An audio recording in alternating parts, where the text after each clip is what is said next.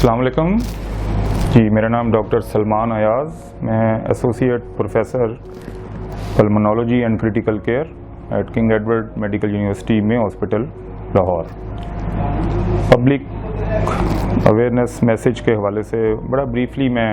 कुछ चीज़ें हाईलाइट करना चाहूँगा। सबसे पहले तो कोविड के हवाले से आपको पता ही है कि सारी दुनिया में एक वबा जो कि 100 साल बाद आई और जिसका कि ट्रीटमेंट अननोन था और बहुत सारी इसमें लोगों को इसने लपेट में लिया। शरह अमवात भी बहुत ज़्यादा रही वर्ल्ड ओवर। अल्हम्दुलिल्लाह पाकिस्तान में जैसा कि आपको पता है कि ऑलरेडी वी आर हैविंग हमारे जो हेल्थ रिसोर्सेज हैं उस हवाले से तरक्की याफ्ता ममालिक के हवाले से तो बहुत ही कम है, लेकिन अल्हम्दुलिल्लाह इस हवाले से मेयो हॉस्पिटल ने अपनी 150 साल तारीख को मेंटेन रखा और फ्रंट लाइन पे ना सिर्फ तकरीबन पंजाब का 70% पेशेंट्स का लोड इसने उठाया, बल्कि जो स्ट्रेटजीज ट्रीटमेंट के हवाले से हमने इंट्रोड्यूस कराई ख़ास तौर पे HDU ICU में, वो ना सिर्फ नेशनल बल्कि इंटरनेशनल लेवल पे रिकग्नाइज हुई। और अब अल्हम्दुलिल्लाह लोड को कोरोना का बहुत हद तक कम हो चुका है और मेरी आवाम से खुसूसी अपील है कि ये बड़ा वल्नरेबल टाइम है, बड़ा एक क्रिटिकल टाइम है। आप इस एहतियात को कंटिन्यू रखेंगे तो इंशाल्लाह हम मज़ीद ना सिर्फ इस पे बेहतर इसको हमने कंट्रोल तो अल्लाह के हुक्म से ऑलरेडी हमने अचीव कर ही लिया है, लेकिन इसको मेंटेन करने के लिए अभी भी हमें उसी लेवल की बल्कि उससे ज़्यादा केयर की ज़रूरत है। क्योंकि जब मोहतात होते हैं तो सारी केयर कर रहे होते हैं, लेकिन अब क्योंकि तमाम बिजनेसेस भी ओपन हो गए हुए हैं, मार्केट्स भी ओपन हैं और लाइफ जो है बैक टू रूटीन है, तो इस सूरत हाल में जब गैदरिंग्स होंगी, लोग मिक्सअप होंगे शॉपिंग मॉल्स में, ऑफिसेज़ में, तो बहुत ज़्यादा केयर करने की ज़रूरत है। तो क्योंकि किसी भी स्टेज पे ख़ास तौर पे आगे सर्दियों का मौसम आ रहा है और जिसमें कि ये अभी एक्सपेक्टेड है कि दोबारा से ट्रिगर हो सकता है, लेकिन अगर हम इसी तरह अपनी एहतियात को मेंटेन रखेंगे तो इंशाल्लाह अल्लाह ताला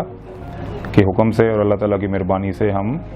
दुनिया में इस वक्त बहुत कम नेशंस हैं जिन्होंने इस लेवल का कंट्रोल हासिल किया है और इसमें हमारे गवर्नमेंट की पॉलिसीज़ बहुत एडमायरेबल हैं और हमारे डॉक्टर्स का इसमें किरदार तो आपके सामने है ही है। बाकी दमा और COPD के हवाले से मैं मुख्तसरन आपको 2-3 चीज़ें हाईलाइट करना चाहूँगा। फेफड़ों में मौजूद सांस की नालियों में वरम आ जाना या सोजिश को दमा कहते हैं, और अगर यही वरम या सोजिश दायमी तौर पे कायम हो जाए तो इसको आप COPD या क्रोनिक ऑब्स्ट्रक्टिव पल्मोनरी डिजीज़ कह सकते हैं। आमतौर पे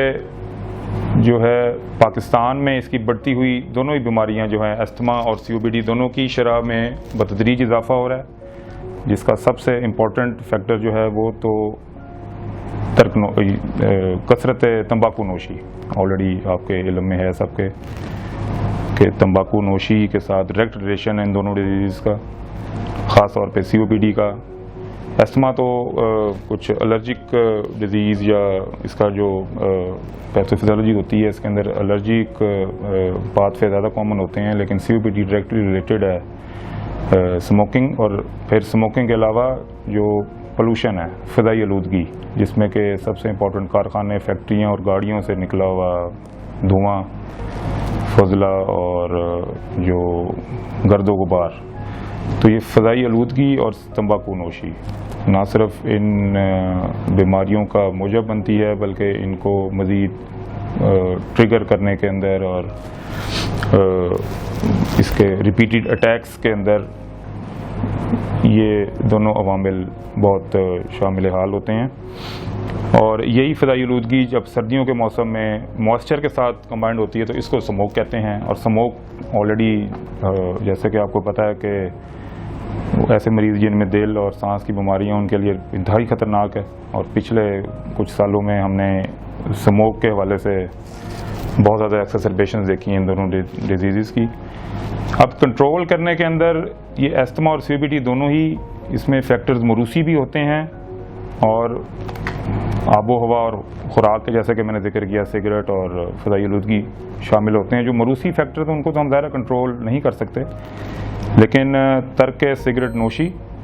تمباکو نوشی کو ترک کر کے اور فضائی آلودگی اور اپنی خوراک میں ہم سادگی اپناتے ہوئے بہت حد تک ان دونوں ڈیزیز کو کنٹرول کر سکتے ہیں. کیونکہ یہ یہاں پہ میں یہ بھی مینشن کر دوں کہ جو COPD ہے اس میں دمے میں تو زیادہ تر سانس کی نالیوں میں ورم اور سوزش آتا ہے, اور یہ عام طور پہ بچپن سے سٹارٹ ہوتا ہے, اور اگر صحیح کنٹرول نہ کیا جائے ان تمام عوامل کو تو پھر بڑھتا جاتا ہے بتدریج. لیکن جو COPD ہے اس میں سانس کی نالیوں کے علاوہ پھیپھڑے کے وہ حصے بھی انوالو ہوتے ہیں جہاں سے آکسیجن خون میں جذب ہوتی ہے. تو سانس کی نالیوں کے علاوہ مزید جو پھیپھڑے جس کو الویولائی اور الویولر ڈکٹس کہا جاتا ہے ان کی بھی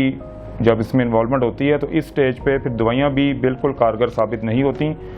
اور اس سٹیج پہ ایسے مریضوں کا واحد علاج پھیپھڑے کی پیوند کاری ہے, لنگ ٹرانسپلانٹیشن, جو کہ ان لکیلی ابھی پاکستان میں اویلیبل نہیں ہے. تو واحد صورت اس بیماری کو کنٹرول کرنے کی اور اس سے بچنے کی یہی ہے کہ ہم احتیاط کریں اور ایسے تمام عوامل سے پرہیز کریں جو کہ نہ صرف اس بیماری کے بننے کا موجد ہو بلکہ اس کے ریپیٹڈ اٹیکس ہونے کے بعد بیماری اس سٹیج پہ پہنچ جائے کہ اس میں سوائے دوائیاں بھی کارگر ثابت نہ ہو اور لنگ ٹرانسپلانٹیشن کے علاوہ ہمارے پاس کوئی اور اس کے اندر آلٹرنیٹ ٹریٹمنٹ کی آپشن نہ رہے. اچھا, اب جو علاج ہے اس کا وہ بہت مؤثر علاج پاکستان میں اویلیبل ہے, اور میری اس علاج کے حوالے سے جو بیسٹ فارم آف تھراپی ہے وہ انہیلڈ فارم آف تھراپی ہے. میں اس پبلک سروس میسیج میں سب سے امپورٹنٹ جو چیز ہائی لائٹ کرنا چاہوں گا ان دونوں بیماریوں استما اور COPD کے حوالے سے وہ یہ کرنا چاہوں گا کہ جو بیسٹ فارم آف تھراپی ہے وہ انہیلڈ فارم آف تھراپی ہے.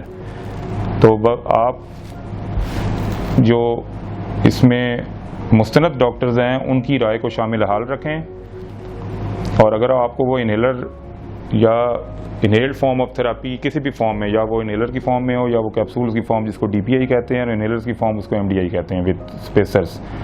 کیونکہ اس کے اندر سب سے امپورٹنٹ چیز ہے کہ دوائی وہیں جاتی ہے جہاں پہ اس کی ضرورت ہو, باقی جسم اس سے محفوظ رہتا ہے. تو سب سے امپورٹنٹ جو پارٹ آف ٹریٹمنٹ ہے وہ انہیلڈ فارم آف تھراپی ہے. آپ عام لوگوں کی یا آپ جو اکثر لوگوں میں ہم نے دیکھا ہے کہ وہ میڈیکل سٹورز پہ نسخہ لینے جاتے ہیں اور وہ میڈیکل سٹور والا اس کو کاٹ کے کہ جی آپ کو دمہ جو ہے وہ ہمیشہ کے لیے لگ جائے گا, اور غلط قسم کے آپ کو جو ہے وہ گائیڈنس دے دیتا ہے, جس سے نہ صرف ڈر کر لوگ اس تھراپی کو استعمال نہیں کرتے بلکہ وہ جب اگلی دفعہ ہمارے پاس پریزنٹ کرتے ہیں تو پہلے سے زیادہ